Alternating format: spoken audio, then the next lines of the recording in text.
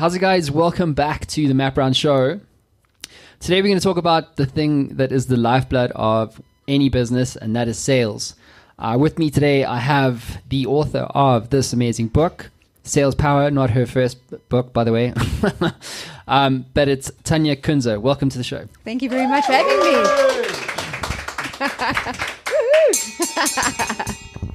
We use that bell for sales intervention, so every time we generate a lead, a hot lead, we ring that bell. It's very, very good. It is cool. It is cool. It's very cool. Sales is lonely, man. Like if you're up, you'll know this better than me even, but sales is lonely. It's a lonely place to be. Even if you love it, like if you doing cold call after cold call, like day after day, week after week, month, it's lonely, right? Well, sales is incredibly misunderstood, and it is a lonely place, but it doesn't have to be. And what's been quite exciting is finding out about the 48 different types of salespeople. So when you figure that out and you start creating teams of people that work together with their best selves, putting forward what they do, then the team can actually be available, and it's not such a lonely place. So what is this book about? Sales Power. Go get some. So what we did, it's co-authored, myself and Dennis Conway. The concept is actually a dictionary. A dictionary? It's a sales dictionary, because salespeople typically, don't have time to read a book cover to cover, and you get audio, visual, and kinesthetic people. So you get people that are good with audiobooks, and you get your visuals, which are great at reading, and then your kinesthetic are the people that have the feeling aspect. So a lot of salespeople, because the schooling system is designed more for the visual, more the left brain, typically are more right brain kinesthetic or audio. So they not typically the reader. So we made it quick and easy to just pop in, look up C for closing, and have a read, and you can then trace from there. So it's like a reference guide. It's a reference guide, yeah. Okay, and so I was just reading the intro earlier on. How many years have you been doing this? 30 years? So I've been here since 1990, actually. Really? Yeah. 28 years in sales and strategy time. And stuff like that. Yeah. Well, that's great, because we're on the precipice of launching this massive campaign. We're doing a huge land grab for, I can't say anything. It'd be a bit stupid saying it, eh? Yeah. We're going to massive land grab, and then it's, yeah. Watch the space. So sales is a huge focus for us, especially running over the next sort of 2-3 months. So it's great that you're here. Thank you. So you mentioned there were 48 types of salespeople. For me, based on my current experience, you get 2 types: those who are really great at it, and then those who suck. There's very little middle ground. Right. So how do we land on 48 different types of salespeople? What does that mean? So my experience is vastly different to yours. Firstly, I believe everybody can sell. So I come to that based on if you've ever sold yourself in an interview and you got a job, if you met somebody and you became friends, if you married someone, you closed a deal. Okay. So every single person has the ability or the propensity to sell. But what the thing is that sales is incredibly misunderstood. And when we found out these 48 different profiles, so Phil Hagen, he is my partner in the UK. He's the director and owner of Sales Match in the UK. He's a psychologist, and he created this process. And when we found out these 48 different profiles, I've been taking it now out through South Africa, and I've worked with over close on 2,000 people now. And when we teach people how to sell based on their strengths, not same old, not, oh, this is what a salesperson looks like, let's go out and do it. The A-type Kirby vacuum cleaner guy. That's one of the 48, okay? He's a great guy, that guy. He sold a lot of Kirby vacuum cleaners. But that's one. You get the person that sells on knowledge, the person that sells on trust, the person that sells on friendliness and relationship building, the person that sells on dominance, and then variations of all of those. So when you find out what your strength is and you use that and you get taught how to close on your strength, fantastic. That's actually so true. Remember, Kelsey was building us a nice pipeline list. How's it, Kels? Hello, Kelsey. So, but she's got such a lovely way on the phone. So I was like, okay, we need a prospect list. So phone these companies, or this massive list of potential, and find out who the marketing manager is there, how do we reach them, blah, blah. And she's so nice. Good. Can we give her a mic? Just say something like, her whole way is so, don't be shy now. This is called selling yourself on live TV and radio. See how nice Kelsey, she is. no Look. judgment. See how nice she is. Go. So- Hi.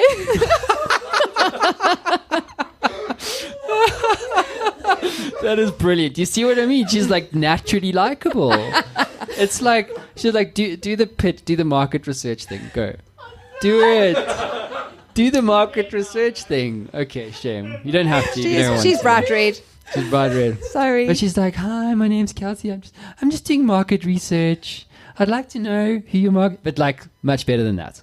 Okay. And much nicer. It's almost like you just can't help but want to help her. Like, I'll give you anything that you want. So What do you need? that is a high I. So interesting. So with the profile we use DISC as the underpinner. So it's dominance for the D, I for influence, and then you've got S for stability and structure, and C for compliance and knowledge. So if you're a high I, you're selling on friendliness and people not wanting to put the phone down on you. So Kelsey's an I. I, absolutely. Have you done the DISC yet? Where did you land on it?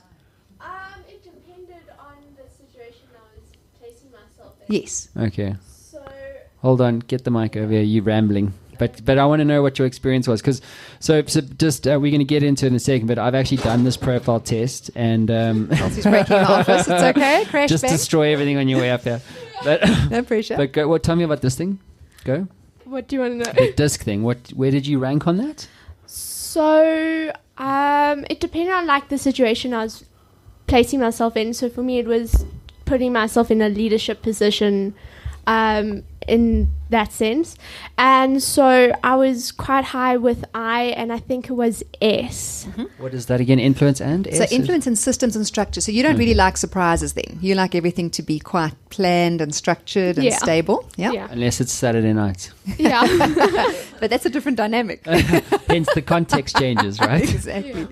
But it's quite interesting because there's also another part where it's like if you're in your comfort zone, it takes you. I think there's two parts where you're in your comfort zone and out of your comfort zone, and like how it changes as well, those levels, which was really cool. Huh. Yeah. Very interesting. Thanks, Great. Kelsey. Thanks, Kelsey. So you're saying DISC is this a kind of like a framework for anyone to understand what you describe as what was it? Your Dominance, your, influence. Yeah, but it's your asset, your primary asset, Well, your I primary look at way. it- What is it? Is it a value? Is it an approach? Like what is it? Where does It's it what come your strength from? is. Your strength. Okay. Yeah. All right. So you fall one into those four things. Okay. Cool. So why does context change the sort of results? I suppose. If that Well, makes you sense. have in psychoneuroimmunology, which is PNI, which has been around forever in a day as well, which is a psychology process. You have various aspects of self. So you've got the interpersonal self, and you've got the person by yourself, and you've got the person at work, and people will change according to those aspects depending on what I call their programming. So in the workspace, I need to be professional, and in the social space, well, I can just be me. And so you adapt and modify, but the behavior shouldn't be dramatically different. It should be marginally different, because Right. you are essentially, an individual that should have these processes running through. So if you're a dominant driver, you'll probably find that you'd be controlling the night out as much as you're controlling the family and controlling the office environment. Yep. If you're an influencer, you'll be that fun person at the party everyone wants to hang around. Those kind of aspects will come through of self in various forms. So you wouldn't be a vastly different person. Okay, so you're a neuroscience coach. Is that the right way to describe it? Correct. So we're going to get more into the DISC framework and stuff, and use me as a guinea pig. So awesome. I don't really know too much about what's come out of that. I assume it's correct. We'll see. We're going to find out. Yeah. But what is this neuroscience coaching story all about, and how does that relate to the sales function and discipline? Okay, so maybe I should just define coaching a little bit. Sure. So if we look at psychiatry, psychiatrists obviously can medicate and they can diagnose and they can assist. Psychologists can diagnose, they can't medicate, and they both study for in excess of 7 to 9, 12 years, depending how far they take it. A coach studies anything between 3 months and a year. So they actually are not entitled to provide advice or to label the individual. Okay, which is quite interesting. So if you're out there and you have a life coach who's telling you how to run your life, Whoopsie. Okay. So what happens is coaching works on a clinical psychology framework, and it's based on a series of questions and a definitive process. So we start here, session 1, session 2, session 3, and these are the outcomes required, and this is the framework you follow. And it's a series of questions. So I've studied the business coaching and I've studied the neuroscience coaching and other forms of coaching just to try and bring that in. When you're a mentor, which I fall into as well, because I've got almost 30 years experience in sales, I also mentor sales. So I can give advice because the area that I'm in falls outside of just the scope of coaching. So when we're looking at these aspects now within neuroscience is about the configuration of the brain, the reaction to certain aspects. So let's say someone walks in and they've got an angry face, you've got choices. You can let it go or you can react. Now, when you choose to let it go, your body will send out happy hormones, essentially. And when you choose to fight, you're going to send out negative hormones. And in a sales space, when you're in a very stressed environment permanently, you tend to live in an area of the brain called the amygdala, which is your fight, flight, or freeze zone of the brain. And that has a series of physiological knock-on effects. So things like inattentional blindness, where you literally will walk past the opportunity and not see it. Things like eating disorders can start coming from that. So excessive hunger. Because of the types of hormones that are getting released by being in this state of stress, the body is almost a mirror to what's going on inside your head. So when I'm having a proper go at Mav here, when his eyes glaze over, is that what's going on? Pretty much. He's going to get fight, flight, or freeze. So you can either punch him, which I don't advise because you'll end up in jail. You can run and hide in the toilet, which would just be weird. Or you freeze and you just sit there and you absorb it all. And then you probably need a bit of counseling. So tell me something, when does one actually need help? Because, I suppose for me, the obvious maybe go-to would be, well, you suck at sales, or you feel like you want to, in our case, we want to triple in size this year. So, but in your experience, when does one decide they need to get a coach, like a sales coach, versus, say, someone who's a mentor? Okay. So that's a very interesting question, and I'm going to maybe bring it to sales and maybe bring it to life a little bit as well. So from a sales perspective, because I've just sat and worked through a 2-year national diploma in sales, which hasn't been certified yet and is in the process of being certified, I've realized... Sorry, hold on. But what does that mean? That's going to be the very first sales diploma in the history of Southern Africa. So if you're in university, you can become a professional sales qualified 100%. Person. Clap that up. Super excited about that. Professionalizing sales is something that I've dreamed of, because when I was younger and I used to walk into a place and they'd say, "What do you do for a living?" Because they want to judge you to see how much respect they're going to give you. And I'd go, "I'm a salesperson." They'd look at me and like, "Oh, great, let's have tequilas." Not, "Oh my goodness, let's admire your brain." But there's so much information that people don't know, and salespeople don't know what they don't know. That's such a cliched saying, but it's really true. And I remember sitting with a very dear soul. He's passed. His name was Daryl Thwaites, and he was the CIO of Tiger Brands. And I was coaching him and I was teaching him all the stuff I'd learned about sales. And he looked at me and he said, "If I'd just known that when I was younger." He'd, at the age of 65, such a high position, and he didn't know that. And he actually wrote it to me, which is why I'm quoting it.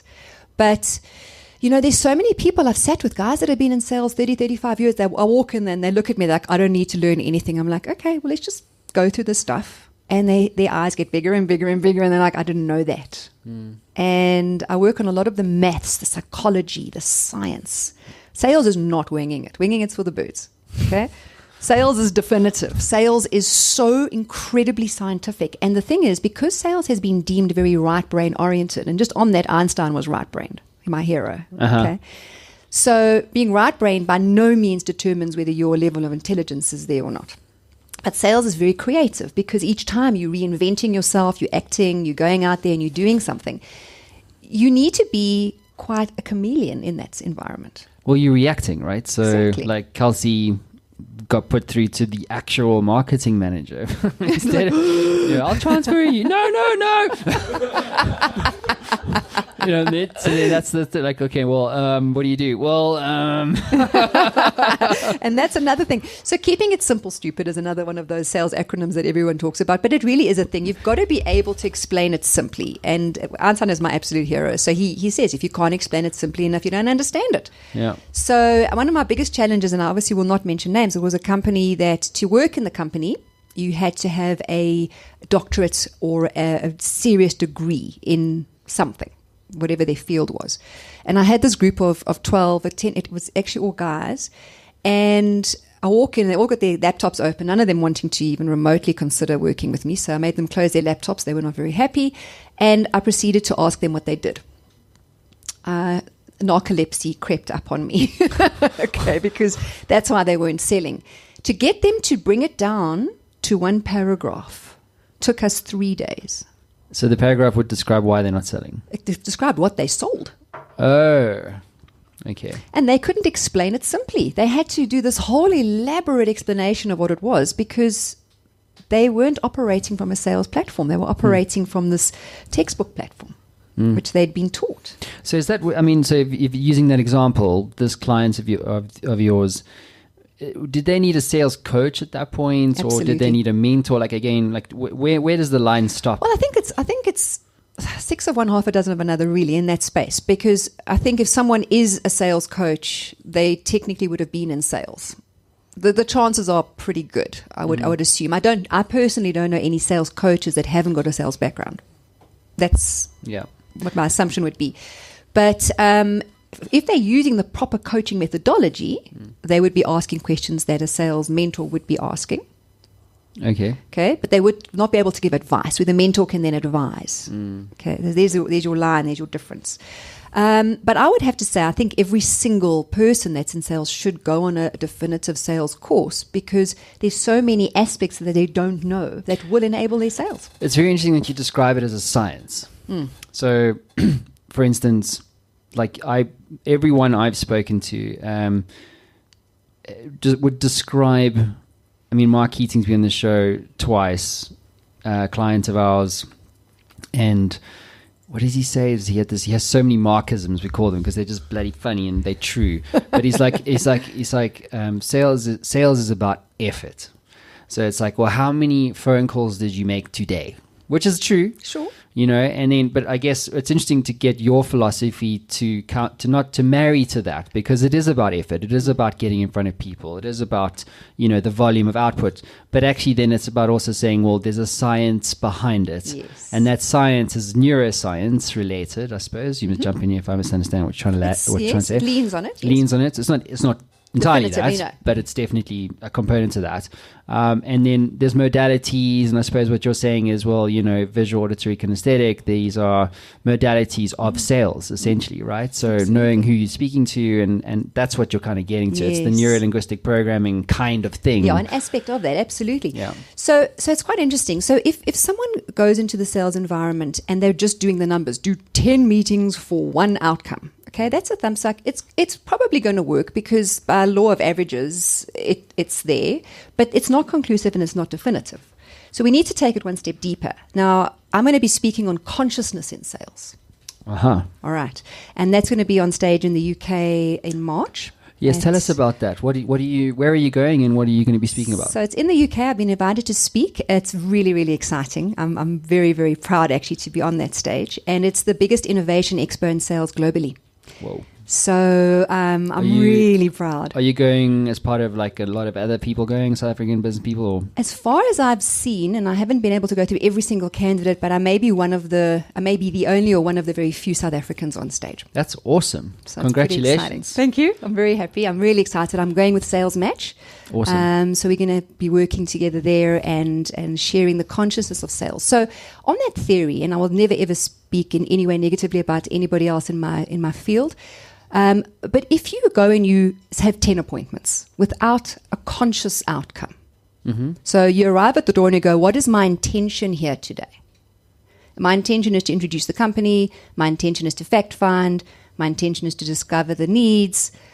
And you walk out and you go, right, it's achieved. You're just seeing 10 people. Anybody can see 10 people. So unless you get a quotation out of that, or at least a step towards the quotation, what are you actually measuring? So now we then look at close ratios. So there's obviously there's 3 definitive close ratios. So let's say, for example, I've got all this experience. I go out there, my close ratio should be sitting somewhere in the 80%, which means that I need to see a lot less people to get that. So I see 10 people, I'm going to get at least 8 out of that. Someone that's a first year in sales could see 10, he might get the 1. But what is he actually getting? Now, you sit at the end of the month and you go, well, I've ticked the box. I've seen 10 people a day, but I haven't got any sales. Why? Well, because you didn't have quotations out there, because what are you closing?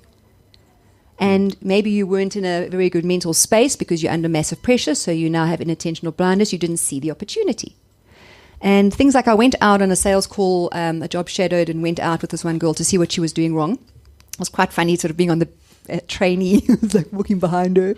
And I walked in, and there were no less than 3 call to actions from the client. 3. She missed them all. Whoa. And I mean, I was dying to jump in there and go, but what about that? But I was like, and it wasn't because she's not good. She's brilliant. Mm-hmm. She ticks all the boxes. She was just under so much unbelievable pressure to make it happen that all she was doing was having her call. Yeah. And the consciousness wasn't there, the mindfulness, the presence, the involved person wasn't sitting there, bringing that to the fore. So it's like a mini program that you give your brain to say that this call is going to make me 100,000 Rand or $100,000 or whatever the case is. And kind of like, so when you walk in there, your brain is operating with that intention because you've given it that directive. So therefore, everything that you potentially would say or do in the meeting and the questions that you might ask would reflect that intention. And is that a way to kind of describe what you're saying? 100%. And also I think another thing that really comes through a lot is passion. You know, if you don't love what you're selling, if you wouldn't buy it and you're doing it, you're sort of selling your soul and just selling a product to put food on the table, people get that and your sales are going to fall flat. So it's all these aspects that roll into this one person that we need to shift and change and find that mojo, find that drive and get that person engaged. I mean, I've walked into companies and 9 out of 10 times they talk about my passion. Because what are they buying? What are you actually selling? If everything on this table was available for sale, what are you actually selling? You're selling trust first. Because you won't buy something from someone you don't trust unless you have researched it, you've decided you want to buy it and it's already done, and that's an order. That's not a sale. So first you're selling trust. Then you're selling aspects of the product. You know, and there's a whole lot of processes. If you're a high I, you are selling self. If you're a high C, you are selling your knowledge. If you're a high S, you're selling systems and structures and processes. If you're a high D, it's a quick in and out sale. The person's just in a hurry, let's do this, let's make this happen. And then all those variations that come through. Okay, so we're going to deep dive into this disc thing in a second, but let's do quote of the day. So take us through this one, Tanya. Okay, so true power is the ability to master your vibrational reactions to every situation. Whoa, true power is the ability to master your vibrational reactions to every situation. Is that one of your quotes? Yes. What? Yes. I quote a lot. I get these downloads. Let's get into this. So, because are you saying that this... Okay, hang on. I'm not going to put words in your mouth here. What do you mean by vibrational reactions? Okay, so it is measured that certain emotions you have a different vibration in megahertz. Okay, so from a science perspective, if you are in a state of fear, you have a very low vibration. And if you have, I think it's 95. If you are in a state of absolute euphoric bliss, it's somewhere between 400 and 600. Okay, so you actually have a different vibration and you can feel it. So I'll give you an example.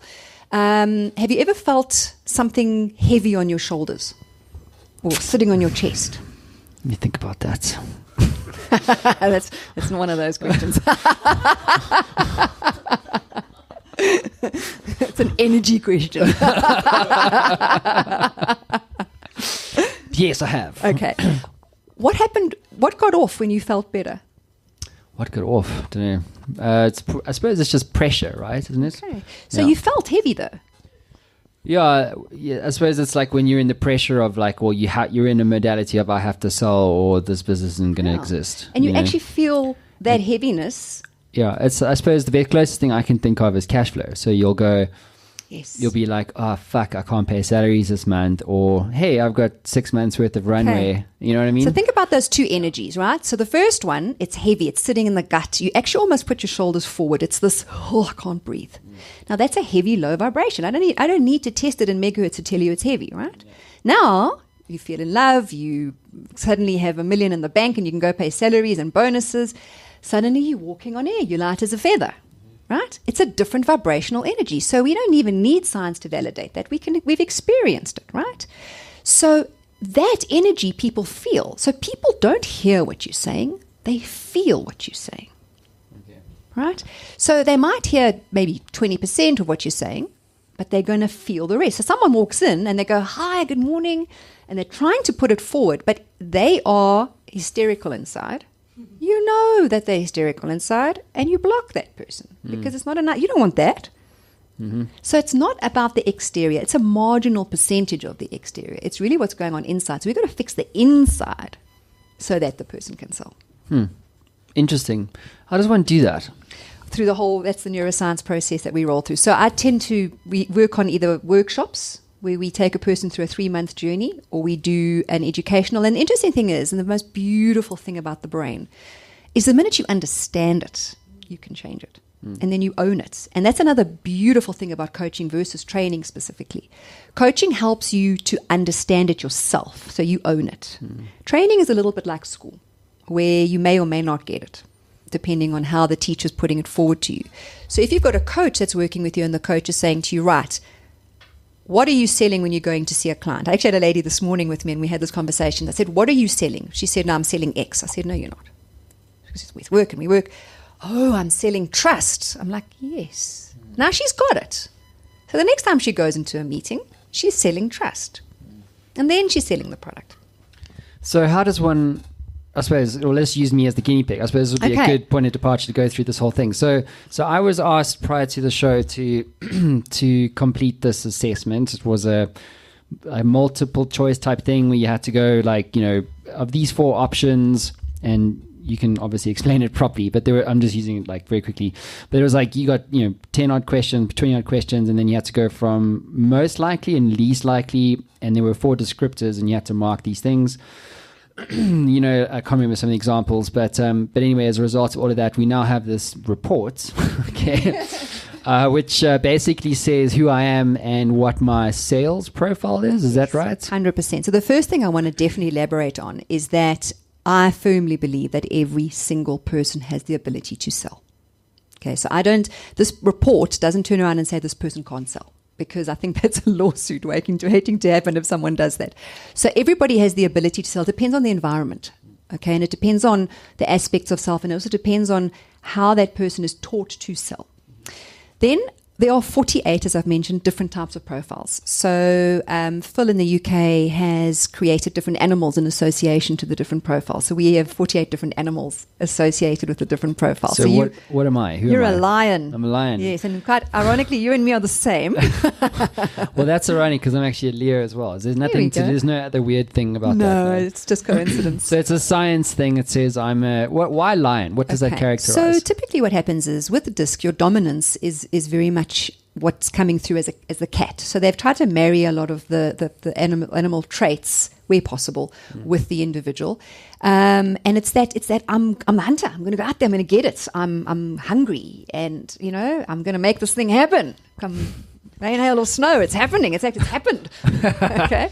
And what I try and do with my groups is I don't want to have a preconceived idea of that person when they walk in and they try and tell me who they think they are. I want to get a little bit of a deeper dive first. So this is my little crystal ball. So walk us through the report. Like what does it cover, and what do our viewers, audience need to know about this thing? Okay. So the first thing I need to ask is, may I have your permission to share your personal information? Because there's quite a lot of stuff here. Go for it. I'm an open book. All right. And what I'd love you to do as well, use me for your own benefit, audiences. I'd love it if you disagree with anything I say, please say so. And conversely, if you agree with what I'm saying, please say so. Because I want to prove or disprove the validity of this process. Well, so far you spot on. So let's get into it. All right. So you've come through as a very high D. So that's a dominant. It's drive, determination, get up and go, motivation, and it's highly competitive. So you compete for the sake of competing. It's just, I need to win. I've got a better idea. Mav, get your mic there, buddy.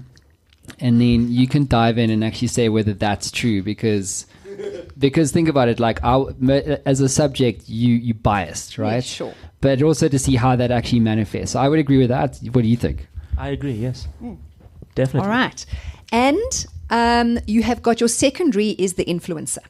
So you can get other people excited about what you're excited about and drive them to that point. Now, it's not telling me this on the piece of paper, but I can see that your EQ is high because of just the way you've managed everything since I've met you. So you've got the ability to switch quite easily between your D and your I. So you could actually drop that D and be less driving, determined, and rather be like the life of the party and a lot of fun. Or you'll switch it around and you'll say, and I'm sorry, the night's finished, I'm done, we're all going home now. Yep, that's true. Very true. Is that very true? All right. You Don't fucking lie. don't. You don't like being managed. You don't like being controlled. So true. You don't like dealing with other people's problems. Very, very true. Okay. Really, it hurts me, bro. I deal with your problems every day. You're saying it's sometimes yes, sometimes no. I'm saying that you probably don't enjoy it. Like if you No, have to do yeah, it, you'll yeah, do yeah. it, but it's definitely not. And in paperwork shouldn't be a thing for you. So managing people's probably not what I enjoy a lot. You can direct and lead people, Lead, not motivate, but though. not. So this is another interesting thing. So when I do my leadership courses, I don't know. Is that true? It's Hold on. a bit of both. What are you saying, Alexis? I'm saying your high I should make you a good motivator. but it's I not as see. high as his D. The D's a lot higher. Okay, yeah. But it's funny because my wife, I was like, oh fuck, I blew up again with the team this morning. She was like, yeah, but you must learn how to lead, and then you must learn how to motivate them. And I was like, fuck that. I lead, I don't motivate them, just motivate themselves. So the interesting thing is that you get the leader and you get the manager. Now, it's not defined by title, as in, I am the CEO or I am the managing director or I am the manager. It is defined by personality. So you get the right brain or left brain, leader or manager. Okay, so it's actually big picture or detail right. versus manage or lead. Now, leaders are your Richard Branson types where they're going, I've got this great idea. Let's climb Mount Kilimanjaro tomorrow. And the person goes, oh my God, no, we can't. We need to train and get all this stuff. And he's going, but why can't we do it yesterday? And he's like, whoa, panic. Okay. So when you've got a leader and then the leader gets a great idea every morning in the shower, they're like, oh, I've got this great idea. Let's go and change the direction of the company today. That's pretty much what's happening. And then the staff that are more manager types, that are more the sort of detailed, systematic people are going, panic. Okay, so the stress levels go up and then inattentional blindness pops back in and then there's this whole big panic. But understanding that dynamic and taking the group. So, for example, if we took this group and we said, right, guys, who's a manager? Who's a leader? Who's more right brain dominant? Who's more left brain dominant? And by the way, we all have a whole brain. We all use the whole brain. We just lean on one side more than the other. Who's audio? Who's visual? Who's kinesthetic? What is your disc profile? Now we've got a nice pot, which is called science, to go into and go psychology and science. Now let's see, how does this puzzle fit together? Because there's a humanism where we all want to be samies. And we all want to be one size fits all. Well, not all of us, actually, but some of us. Not. But that's largely Okay. true. Nobody wants to ruffle the feathers of the group. Yeah. You want to fit So in. like everyone wants, and it's this thing like, one size fits all, and there's no T-shirt that fits everyone. It just doesn't work. It's just not a thing. So we should learn from that. We're all different, and we should celebrate our strengths. So when I do this unpacking, I only focus on the person's strengths, and my reason for that is this: if someone is a really amazing swimmer, and they go to the Olympics and they get a gold, and they come back, do they now become a long distance runner for the next Olympics? No. Okay, because their strength is swimming. So why do we think in sales or in business, now suddenly we've got to be, I've got to be an opener, a closer, I've got to be great at admin, I've got to be fantastic at relationships, I've got to understand the technicalities and deal with people from, I'm one whole. Nonsense. But that's really interesting for me, that whole thing, because when you're a startup and you're a founder and you're on your own, you don't have a team like I have now, you have to do all those things. You need to understand where your strengths are so you can But lean you it there. don't. If you're lucky and you've had the experience of a failed business, do you know what I mean? Sure. And just, by the way, just like experience in business, like, it's like if you're 23 years old, you don't know. Sure. Like Mav, I'm like speaking for him now, so but I would hazard a guess that everybody in this room probably A lot of people just don't know. They just don't know what their strengths are because they haven't Absolutely. failed enough to know, well, I really suck at that. And actually, that worked. And hey, Oh, they didn't go on a course and the person said, let's see who you are. the other thing that's really interesting is that I think that this profile assessment thing, this DISC framework, it would be really interesting for every employee to take on day one. Right? Because 100%. it makes sense for me because I'd want to know, well, who should be on the phone? So what's typically happened Yeah. since 2011? I've gone into corporate and I've got a number of large corporates on my books where we've got, really big teams. And what's happened is I've usually started just with the sales team and we've profiled the sales team and they get so excited because suddenly the numbers start shooting up.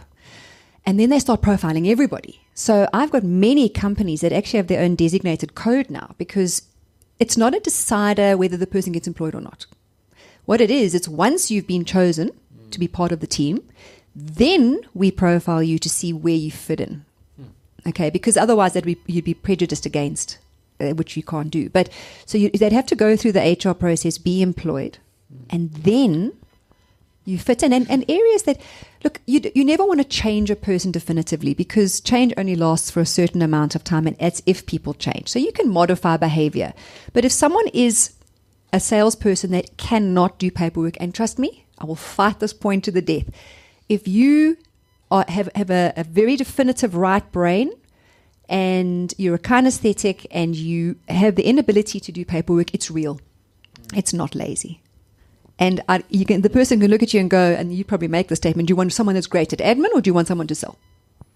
Yeah, exactly. But have you read Principles by Ray Dalio? I have not. Okay, you should totally read that book. In that book is a section about business. So he does Yes. personal and then business stuff. And so Bridgewater, their culture is based on that process. It's not this process, it's a process that they've developed where the performance of the business and therefore the culture that is created. I mean, this is the best company in the world, right? And they define all these kind of principles and stuff. But if on day one, if you've got a PhD in marketing and you're applying for a marketing job, you still go through this thing because they want to know, okay, well, where in the team do you sit? Sure. Like, for instance, front office. Well, okay, sales, you're on the phone every day because you just don't take no for an answer. I don't know, whatever. Or you're really good at managing a billionaire's money and building those relationships.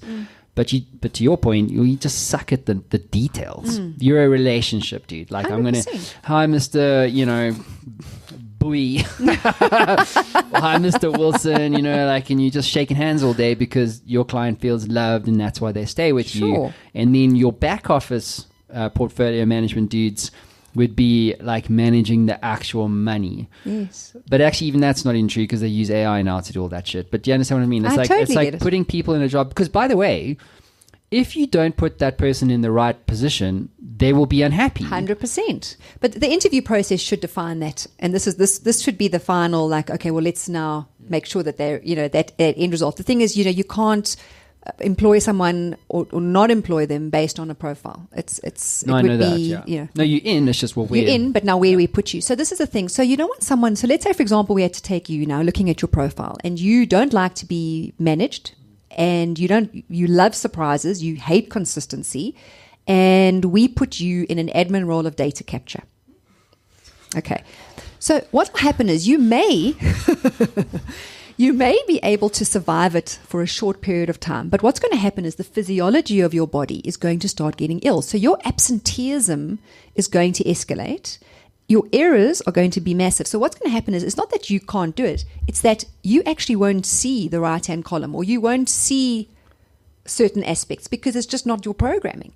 So I love to liken people to computers. And we have a specific program. So your right brain, audio kinesthetics, I call your iOS. Yeah. And your left brain, which is more your visual, and they can be a cross-section, is maybe more your Android. Now, what do we use as an interface between those two? Ritalin. Because you're trying to get one operating system to behave in the same methodology as another operating system. But that's not how you designed. So I think if you can start helping people to be their best self with certain modifications, I mean, we can all try and be slightly different or try and work on certain aspects, but you're not ever going to have a paperwork desk job. And if you do, I feel very sorry for you. So let's get more into the meat and potatoes here of this Yes. profile report Okay, thing. I'm so- dying to know what you've So what I need to discovered. first tell you quickly is that DISC obviously is universal, so nobody owns DISC, but DISC has been the methodology used to get this information, which is what Phil Hagen in the UK and Sales Match has done. So it tells you, first of all, what your primary characteristics are as a salesperson. Definitively, okay? And it's telling me you've got great sales drive, you rise to the occasion in a competitive environment. It's telling me that you are self-motivated and driven. I think also from this perspective, you could be quite hard on people around you, expecting them to be perfect, expecting them to deliver the right thing once off. And, Shut you up, know, how could you not have done that the right way? Let me do it. You know, this is that, it's that, you know, that dominance that comes through. You'll probably also, because you're a big picture thinker, is you're going to download, and I always use with the download, sorry, it's just this computer thing for me, Got you. is you're going to download the whole thing. You're going to know from beginning to end what actually needs to happen. So you've got the full blueprint. But the details are a little bit grey, and you haven't quite checked that out yet. So then your team, when they do it, they're finding those little things that it might take them a bit longer than you anticipated, because there's certain things they've got to do, which you hadn't thought of. Pretty true. Do you agree? Okay.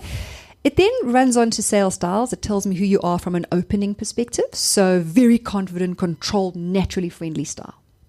It tells me from fact finding that you'll be direct, good at controlling the process.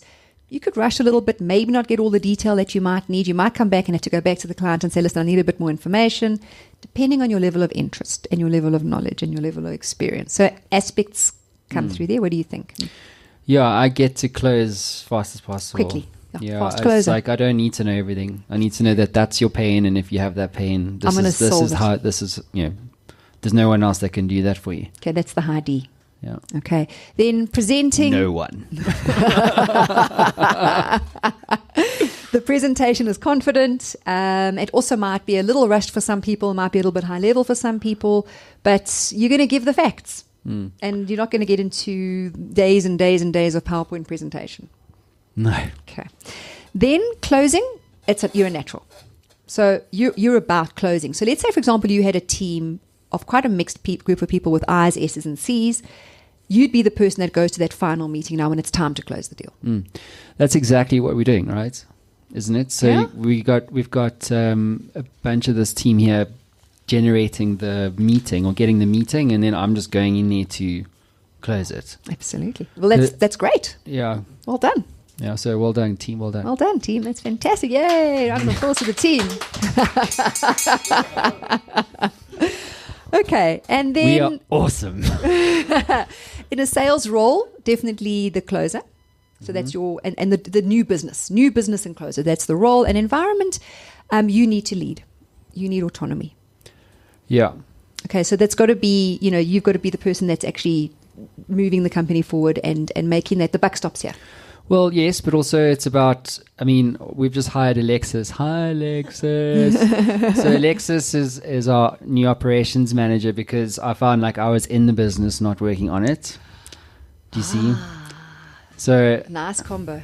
yeah, so it's been awesome. You've been in me for a week, yeah, and it's already like, I'm like, I can feel that frequency thing, that heavy frequency thing. It's starting Lifting. to lift. There we go. That makes sense now. Yeah, and so yeah, but it's about where it's going. You know what I mean, and driving that agenda. And to your point, seeing how to do that. It might be wrong. Who fucking knows? You don't have all the answers until you're actually in the market. And it is trial and error. But the interesting thing is, most companies I've been in where you've got the leader mentality, the more right brain creative, and then you've got the operations person, which is a little bit more left brain in the detail.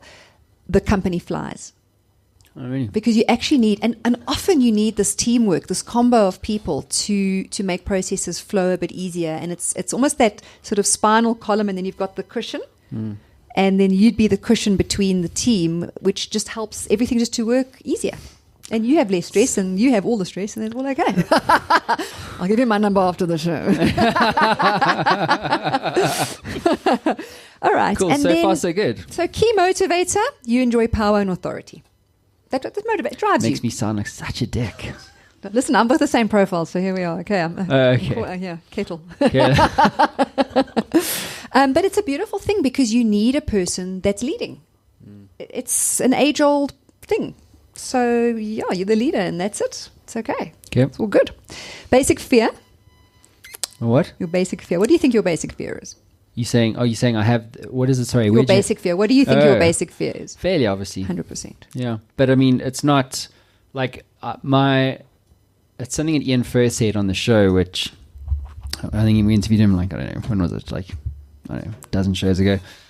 And he said, you know, when he said, obviously, when he sold Sorbet to Brian Joffe and company, he knew that, or he said that it wasn't his first business. He had sold Supermart to like Edcon Group or whatever, Jetmart as it is known now.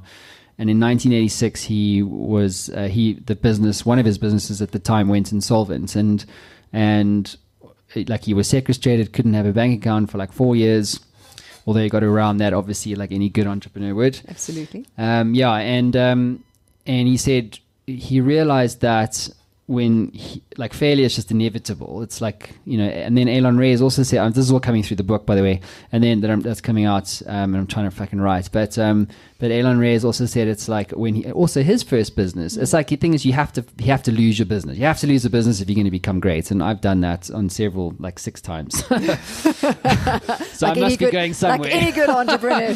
But, as long as you're learning the lessons, okay. But this is it. And so Elon said, you know, when he opened up a shop called the New York Bagel, he was 23 years old. He had a dollar billionaire mentor who gave him the money to open the shop. And part of this whole thing, people were saying like it's not going to work or whatever. It's like, no, it's going to work. And he opened up the store, and inevitably the business failed. And he was like, yeah, but it's the location and all this kind of stuff. Anyway, the business went under, and he was having this chat to this mentor who had given him the money, and he felt really bad about it. And so the mentor said to him, you know, and he was actually going to leave. Elon was going to leave this meeting because he felt so embarrassed. He was like, you know, I'm going to pay, if it takes like the last day until I die, I'm going to pay you back the money. I feel so bad about this thing. And then he was going to leave, and then this guy's like, sit down. So it's like, oh shit. So he sits down, and he's like, and this guy says to him, did the business fail or did you fail? Ooh, interesting. And he went, well, the business failed. And he says, yes. And he said, did I back you or did I back the business? Very nice. And he was like, no, you backed me. And he goes, yes. And he says, you will only fail if you walk out that door. Oof, I love it. Yeah. And so, in other words, there's a very big difference between you failing and the business failing. And, you know, in my previous business failures, I took that personally. Yeah. Like incredibly personally, you know, and it was a lesson I had to learn because, hey, to your point, you just wired a certain way. Mm-hmm. So, and, you know, at one point when because I'd sold my record label and I was young, I was like 25. And then 26, I was like, cool, I'm going to do personal development and like I'm going to motivate people and shit. Like I got a cool story. But no one wanted to take advice about life from a 26-year-old. Sure. So then that went under, and then I didn't do jack shit for 6 years. You know, like I always had ambitions to start a business, and I went and joined Accenture, did rad shit, tech, whatever. But like it was the pain of that failure and the regret that goes along with that. And so when you're young, you just don't really know. Like you have to almost grow into yourself. But going back to your point there around failure, it's not me. Like if this, I highly doubt it, but if this business happened for some fucking reason, had to fail, touch wood, like it would be the business. I'd start something else. And the thing is that, and it's the magic of an entrepreneur, is that you can pick up and go and start. But that's also where coaching comes in again. You know, and I've got to share the story with you, and it's a strange follow on to this amazing speech you just made, but it's in my head, so it's coming out. Sorry. Yeah. But I was sitting with my 9-year-old in the car this morning, and I'm always sharing pearls of wisdoms with my son. My oldest son has got an app development company, and he's got I think now he's sitting on about 70 or 80,000 followers already, and he's doing really well, and he's 21, so he's really doing well. But we've often had these conversations, and I had to try and bring this to a 9-year-old level. And I said to him, I wanted him to understand that it's okay to go for therapy. Not that he needs therapy, but I'm just saying it's okay for anyone to go for therapy. So I tried to explain it to him, and I said, what would happen if you ate and ate and ate and you never went to the bathroom? I'm visual, man. Okay. All right. But you'd be toxic, and you'd be ill. Mm-hmm. But it's exactly the same thing with not releasing energy. So now you fail and you don't go get therapy, coaching, mentoring, psychology, psychiatry, medication, whatever it takes, okay? And you try and start the next business. Guess what you're taking with? Yeah, the same shit. Yeah. Well, look, I mean, it's Aptly put there. yeah, exactly. But it's another way it says, like, it's okay to ask for help. Like, like, I'm definitely not the world's best manager. You know what I'm saying? So that's okay. And, but I mean, there's like, nothing wrong with that. but it's only all that says is that your skill is at a particular level, and so if you're going to aspire to be the best manager that you can be, leader, motivator, or whatever, then you have to upskill yourself. So, like, I bought this book written by, I forget this guy name, but Ben Horowitz, recommended this dude, and this guy led. He was the COO for Intel. Shortish book, but it's all about like lead. I don't know what the fuck's in there, but I'm just saying, like, you're only at that point, and I guess the way that you grow is by actually acknowledging the fact, well, you're weak in this area, which is kind of what you're saying here, and actually that you need to upskill, right? But also to double down on what you're good at. Yes. Which is what hiring Alexis was all about, because, like, well, actually, I can kind of get better at it, which I think you should. There's always room for improvement in every area of your life, right? Spiritually, personally, relationships with others, or whatever. Sure. But I mean, it's actually saying, well, I'm blind. I'm actually not digging that thing. I'm actually quite shitty at sales. So I'm not really that great at getting on the phone, but I'm really great at closing. But either way, to your point earlier in the show, is like, well, you have to be aware of that. 100%. That's the word I'd use. So I'd say be aware of areas of development or potential development. Be aware of them. And if you want to work on them, that's fabulous, but not at the expense of what you're brilliant at. So if you're the swimmer, be the swimmer, but be aware that you might want to go for a jog now and again. But you're not going to now go, oh, I'm not this perfect whole person. I better go jogging, so I can do long distance running, and I'm just going to leave the swimming pool alone, because it's redundant. You were born with a gift. Own it. And so many people just want to be samies and want to be perfect at everything. Well, failure is not being that whole person. It's not acknowledging that you've got incredible visionary gifts that other people don't have. Own it. Rather own your strengths. Then look and go, oh, I need to develop this aspect of myself. Be you. Yeah. And that's powerful. When you can stand in your own skin and say, this is who I am, and I love it, and I'm powerful. And admin, maybe not a thing, but I can have help. And there we go. Found a way. This podcast has actually helped me to do that. Good. Because I was a douchebag, like, probably 3 years ago. A bit shitty. You know what I mean? But it's true. Like, I mean, you have to find a thing that you really dig doing, like, which is this podcast.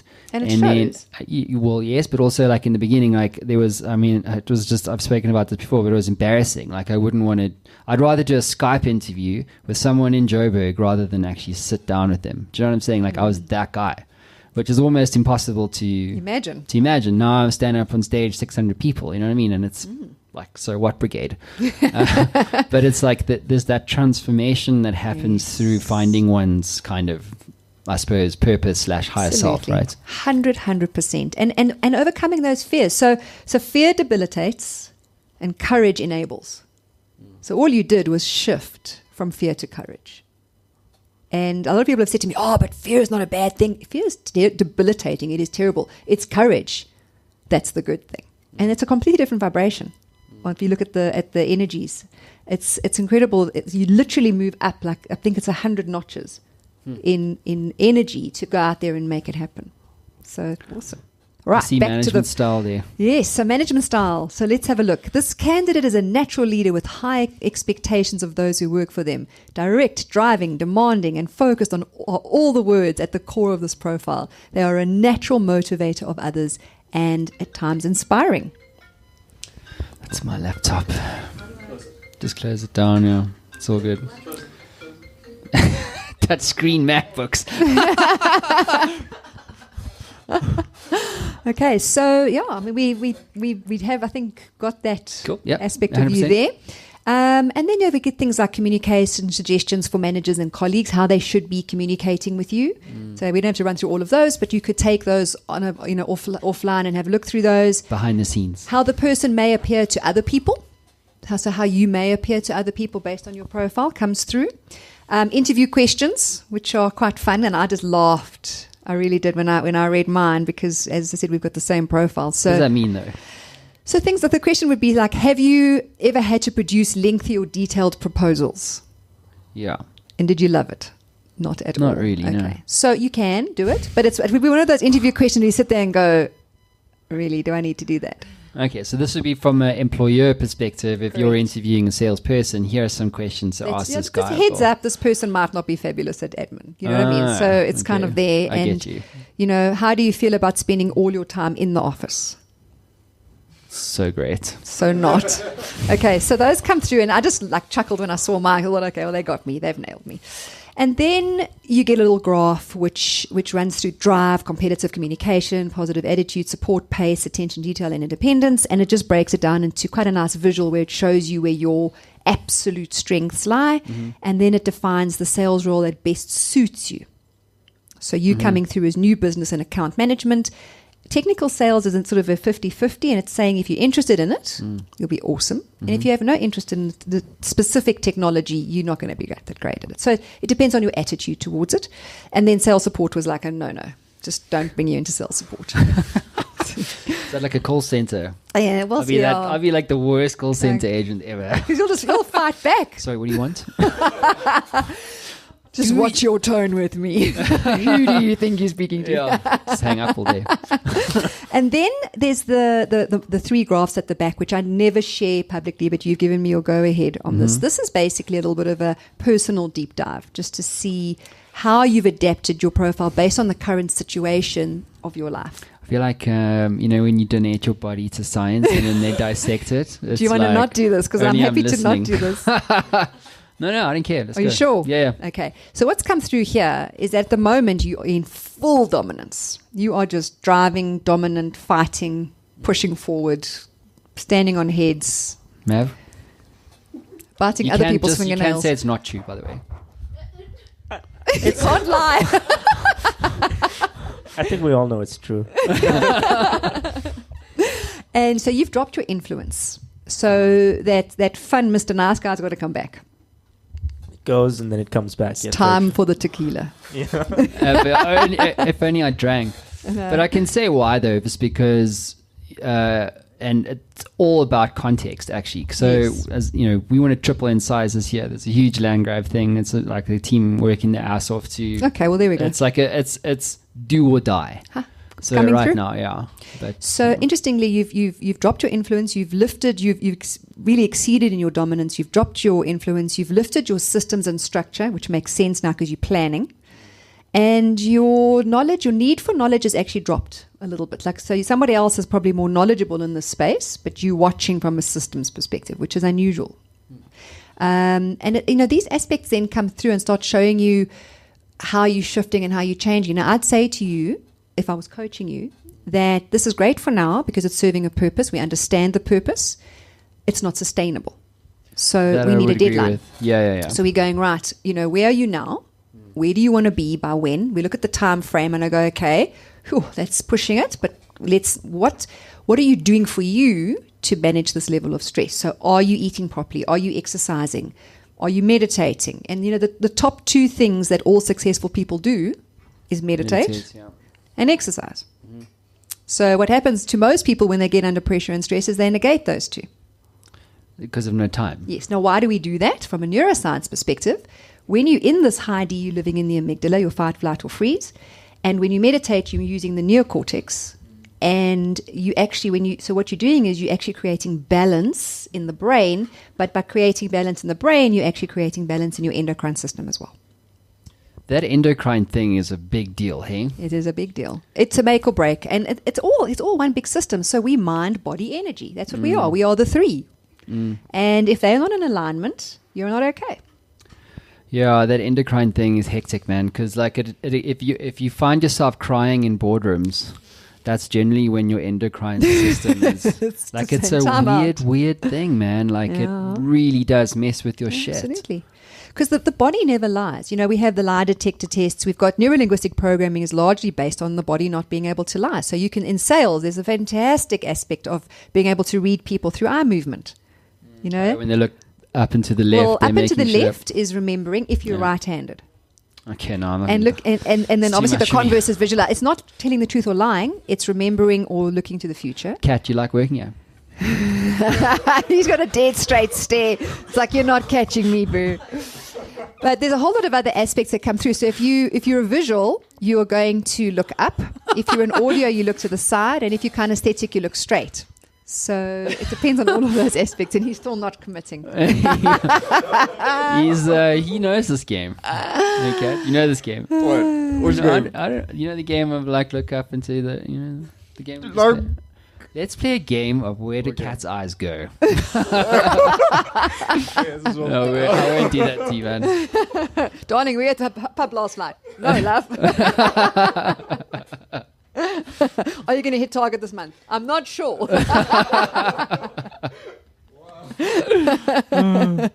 Okay. So yeah, so that's essentially. And so, what do you think about the profile? Do you think it's accurate? Yeah, I think it's very, very accurate actually. Okay. That's pretty scary how 8 like minutes. yeah, 5 minutes can spit that kind of insight out here. It's phenomenal. I'm in love with it. I found it. Gosh, when was it? I think it was 2013 or 2014. It was a dare actually. Someone said to me, because as we do, we're competitive. I said I actually wasn't that pro all of this. And I then went and just to prove a point and did about 30 online ones. And I found this. And I phoned Phil in the UK and I said, Phil, how much is it going to cost to have the South African rights? I need this.